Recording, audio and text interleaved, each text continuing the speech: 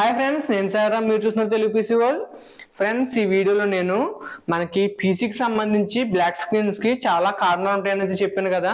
So black screen రావడానికి గల కారణాల్లో ముందు నేను ర్యామ్ గురించి అయితే చెప్పాను అండ్ దానికి సంబంధించిన ఫిక్స్ కోసం అయితే చెప్పాను. ఒకవేళ మీరు దాన్ని చూడాలనుకుంటే కనుక మన ఛానల్లోనే ఉంటుంది, వెళ్ళి చూడండి. అండ్ ఇప్పుడు ఏంటంటే నేను బ్లాక్ స్క్రీన్ రావడానికి గల కారణాలు చాలా ఉంటాయని చెప్పాను కదా, అందులో సెకండ్ దాని గురించి అయితే ఇప్పుడు చెప్పబోతున్నాను అనమాట. అండ్ దాంతో పాటు దానికి సంబంధించిన ఫిక్స్ కోసం కూడా చెప్పబోతున్నాను. జనరల్ గా మనకి బ్లాక్ స్క్రీన్స్ రావడానికి ఎస్ఎంపిఎస్ కూడా ఒక కారణం అయితే అవుతుంది. బేసిక్ గా మీకు ఎస్ఎంపిఎస్ వాళ్ళు వచ్చి బ్లాక్ ఫిక్సెస్ అనేవి చాలా రకాలుగా అయితే ఉంటాయి. ఒకలాగైతే కాదు, చాలా రకాలుగా అయితే మనకి తెలుస్తూ ఉంటుంది అనమాట. మీకు ఎగ్జాంపుల్ తో చెప్పాలని అంటే, మనకి ఎస్ఎంపిఎస్ కంప్లీట్ గా పోయింది అనుకోండి, అప్పుడు మనకి అసలు మదర్ బోర్డు కనీసం ఆన్ కూడా అవ్వదు. అదే కొన్ని రైల్స్ పోయినాయి అనుకోండి, మనకి గ్రాఫిక్ కార్డ్కి వెళ్ళే పవర్ వెళ్ళకపోవడం, లేకపోతే మదర్ బోర్డుకి వెళ్ళే పవర్ వెళ్ళకపోవడం, లేకపోతే సిపియూకి వెళ్ళే పవర్ వెళ్ళకపోవడం, లేకపోతే కొన్ని రేర్ కేసెస్ లో మనకి ఎక్కువ లోడ్ సిస్టమ్ మీద ఉన్నప్పుడు సిస్టమ్ దానికి అయితే ఆఫ్ అయిపోవడం, ఇటువంటివన్నీ కూడా గమనిస్తూ ఉంటాం. బట్ సిస్టమ్ ఆన్ అయ్యి మధ్యలో ఆగిపోతే కొంతవరకు డయాగ్నోస్ చేయొచ్చు, కానీ సిస్టమ్ డైరెక్ట్ గా ఆన్ అవ్వట్లేదు అనుకోండి, అప్పుడు కూడా చాలా మంది లైక్ ఏంటంటే ఇదేంటి సిస్టమ్ ఆన్ అవ్వట్లేదు అని అనుకుంటూ ఉంటారు కదా. సో సిస్టమ్ ఆన్ అవ్వకుండా ఉండడానికి గల కారణాల్లో చాలా ఉంటాయి, అందులో ఎస్ఎంపిఎస్ కూడా ఒకటి. ఒకవేళ ఎస్ఎంపిఎస్ కారణం అయితే దానికి సంబంధించిన ఫిక్స్ ఏంటి అనేది అయితే చూపిస్తున్నాను. బేసిక్ గా మనం ఏంటంటే ఫస్ట్ మనం సిస్టమ్ అయితే ఆన్ చేయాల్సి ఉంటుంది. సో సిస్టమ్ ఆన్ చేసి నేను పవర్ ఆన్ చేసాను అనుకోండి, మీకు ఓన్లీ ఎస్ఎంపిఎస్ కంప్లైంట్ కాబట్టి ఓన్లీ ఎస్ఎంపిఎస్ మాత్రమే ఇప్పుడు నేనైతే చెప్తున్నాను అనమాట. రిమైనింగ్ కాంపోనెంట్స్ ఏవైతే ఉన్నాయో రిమైనింగ్ కాంపోనెంట్స్ అన్ని కూడా సిస్టమ్ అయితే పర్ఫెక్ట్ గా పనిచేస్తున్నాయి. ర్యామ్ అవ్వచ్చు, ప్రాసెసర్ అవ్వచ్చు, గ్రాఫిక్ కార్డ్ అవ్వచ్చు, రిమైనింగ్ కాంపోనెంట్స్ అన్ని కూడా మనకి సిస్టమ్ లో పర్ఫెక్ట్ గా పనిచేస్తున్నాయి. ఓన్లీ ఎస్ఎంపిఎస్ మాత్రమే వర్క్ చేయట్లేదు. ఆ ఎస్ఎంపిఎస్ ఎందుకు వర్క్ చేయట్లేదు అంటే, ఆ 12 వోల్ట్ సిపియూ కనెక్టర్ ఏదైతే ఉందో ఆ సిపియూ కనెక్టర్ నేను కంప్లీట్ గా పెట్టలేదు.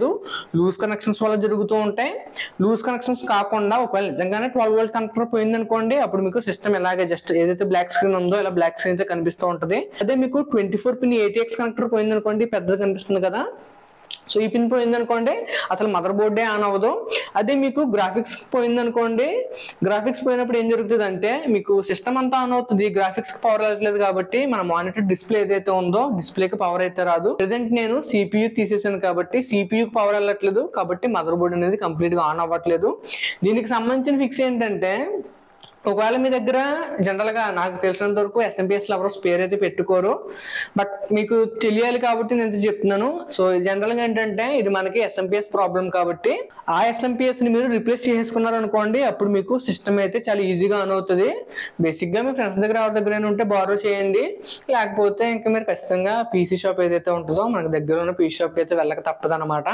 సో ఆన్ అవ్వట్లేదు కదా, ఇప్పుడు నేను ఆ ఎస్ఎంపిఎస్ ఏదైతే ఉందో ఎస్ఎంపిఎస్ మీకు చేంజ్ అయినట్టు చూపిస్తున్నాను. జస్ట్ చేంజ్ చేయట్లేదు, బట్ కనెక్షన్స్ అన్ని కూడా పర్ఫెక్ట్ గా ఇచ్చేస్తాను. కనెక్షన్స్ అన్ని పర్ఫెక్ట్ గా ఇచ్చిన తర్వాత మీకు సిస్టమ్ ఆన్ అవుతుందో లేదు తెలుస్తుంది. సో ప్రెసెంట్ సిస్టమ్ ఆఫ్ చేయడానికి ట్రై చేస్తాను. నాకు తెలిసిన వరకు ఆఫ్ అవ్వదు, ఎందుకంటే సిపియూకి పవర్ వెళ్తేనే కదా సిపియూ సిస్టమ్ ఆఫ్ చేయమని చెప్తుంది. సో సిపియూకే పవర్ వెళ్ళట్లేదు కాబట్టి సిస్టమ్ అయితే ఆఫ్ అవ్వదు. నేను ఏం చేస్తానంటే డైరెక్ట్ గా పవర్ అయితే ఆఫ్ చేస్తాను. సో ఎప్పుడైనా కానీ మీరు గుర్తుపెట్టుకోండి, సిస్టమ్ కి సంబంధించి మీరు ఏదైనా రిపేర్ చేసుకుంటున్నప్పుడు అది మీ ఓన్ రిస్క్ మీద అయితే చేసుకుంటున్నారో, దీనికి సంబంధించిన ఇష్యూస్ ఫేస్ చేస్తే మాత్రం ఏదైనా పోగొట్టుకున్నా నేను మాత్రం ఎటువంటి బాధ్యత అయితే వహించను. సో జనరల్ గా మీకు ఒకవేళ మీకు డౌట్ ఉన్నా లేకపోతే మీరు భయపడుతున్నా డైరెక్ట్ గా మీరు పీసీ షాప్ అయితే వెళ్ళి చేయించుకోండి. సో మనం ఏం చేయాలంటే, సో కనెక్టర్స్ అన్ని కరెక్ట్ గా ఉన్నాయో లేదో చూసుకుని ఆ కనెక్టర్స్ అయితే పెట్టుకోవాల్సి ఉంటుంది అనమాట.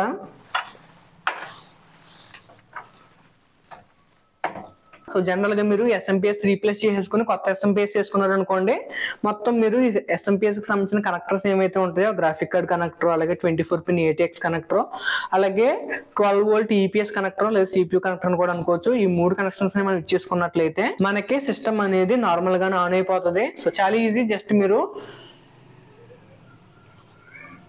పవర్ ఆన్ చేసుకుని అండ్ దాంతో పాటు సిస్టమ్ కి సంబంధించిన పవర్ ఆన్ చేస్తారు అనుకోండి, ఇందాక మనకి ఎటువంటి అవుట్పుట్ అయితే లేదు కదా స్క్రీన్ మీద, ఇప్పుడు మీరు చెక్ చేయండి సిస్టమ్ కి సంబంధించి అవుట్పుట్ అయితే వస్తుంది. సో ర్యామ్ వల్ల వస్తుంది, అంతేకాకుండా మనకి ఈ ఎస్ఎంపిఎస్ ఏదైతే ఉందో ఎస్ఎంపిఎస్ వల్ల వస్తుంది, ప్రాసెసర్ వల్ల వస్తుంది, గ్రాఫిక్ కార్డ్ వల్ల వస్తుంది. ఇలా మనకి చాలా కాంపోనెంట్స్ వల్ల అయితే ఇటువంటి ప్రాబ్లమ్స్ అయితే వస్తూ ఉంటాయి. బేసిక్ గా మన ఛానల్లో కేవలం సిస్టమ్ కి సంబంధించిన కంటెంట్ మాత్రమే వస్తుంది అనమాట. సిస్టమ్ కి సంబంధించిన లైక్ ప్రాబ్లమ్స్ గురించి చెప్పడం అవ్వచ్చు, లేకపోతే సిస్టమ్ కి సంబంధించిన రివ్యూస్ అవ్వచ్చు, గ్రాఫిక్ కార్డ్ సంబంధించిన రివ్యూస్ అవ్వచ్చు, ల్యాప్టాప్ సంబంధించిన రివ్యూస్ అవ్వచ్చు. సో వీటికి సంబంధించిన కంటెంట్ మాత్రమే నేను మన ఛానల్ అయితే పెడతాను. మన ఛానల్ కనుక మీరు ఎప్పటికప్పుడు ఫాలో అవుతున్నారు అనుకోండి, పీసీకి సంబంధించిన ఇన్ఫర్మేషన్ అయితే మీరు తెలుసుకోవచ్చు అనమాట. సో ప్రెసెంట్ ఏంటంటే ఇంకా నేను చాలా ప్రాసెసర్స్ అండ్ మదర్ బోర్డ్స్ అయితే కొన్నాను అనమాట. వాటికి సంబంధించిన రివ్యూస్ అయితే త్వరలోనే పోస్ట్ చేస్తాను. అండ్ ఓవర్ క్లాకింగ్ ఎలా చేయాలి, ఓవర్ క్లాకింగ్ చేసుకునేటప్పుడు మనం ఎన్ని విధాలుగా చేసుకోవచ్చు, ఇంటెల్ కి AMD కి మధ్యన ఓవర్ క్లాకింగ్ డిఫరెన్స్ ఏంటి, ఇలాగా చాలా మంచి మంచి వీడియోస్ అయితే మన ఛానల్లో వస్తూ ఉంటాయి. మిస్ అవ్వకుండా ఉండాలని అనుకుంటే కనుక ఖచ్చితంగా మన ఛానల్ అయితే ఫాలో అవుతూ ఉండండి. సో చూసారు కదా ఫ్రెండ్స్, యాక్చువల్ గా మనకి SMPS వల్ల కూడా ఈ బ్లాక్ స్క్రీన్ ఇష్యూస్ అయితే వస్తూ ఉంటాయి. ఒకవేళ మీరు నేనైతే యాక్చువల్ గా ఒక లైన్ లో అయితే చెప్తూ వెళ్తున్నాను, మీరు సిరీస్ ని కంప్లీట్ గా చూసారు అనుకోండి, మొత్తం ఏ కాంపోనెంట్స్ వల్ల మనకి కంప్లైంట్స్ వస్తాయి అండ్ వాటికి సంబంధించి మనం ఎలా రెక్టిఫై చేసుకోవాలని కూడా వీడియోస్ అయితే తీస్తున్నాను అనమాట.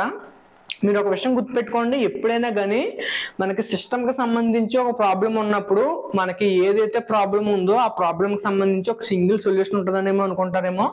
సిస్టమ్ కి సంబంధించి ప్రాబ్లమ్స్ అనేవి చాలా ఉంటాయి, ఎందుకంటే ఇండివిజువల్ కాంపోనెంట్స్ అన్నింటినీ కూడా మనం కొనుక్కుని సిస్టమ్ అసెంబుల్ చేసుకుంటాం కాబట్టి ఆ కాంపోనెంట్స్ ఏవైతే ఉన్నాయో ఆ కాంపోనెంట్స్ లో ఒక కాంపోనెంట్ దగ్గర ప్రాబ్లం ఉన్నా సరే మనకి సిస్టమ్ అయితే ఆన్ అవ్వదు అనమాట. బట్ బేసిక్ గా మీరు ఇలాగ ట్రబుల్ షూటింగ్ మెథడ్స్ ద్వారా ఒకవేళ మీ దగ్గర ఎక్స్ట్రా కాంపోనెంట్స్ ఉన్నట్లయితే ఈజీగా రెక్టిఫై చేసుకుని మన సిస్టమ్ లో ప్రాబ్లమ్స్ ఏంటి అనేది మనం తెలుసుకుని వీలైనంత వరకు ఫిక్సెస్ అయితే చేసుకోవచ్చు.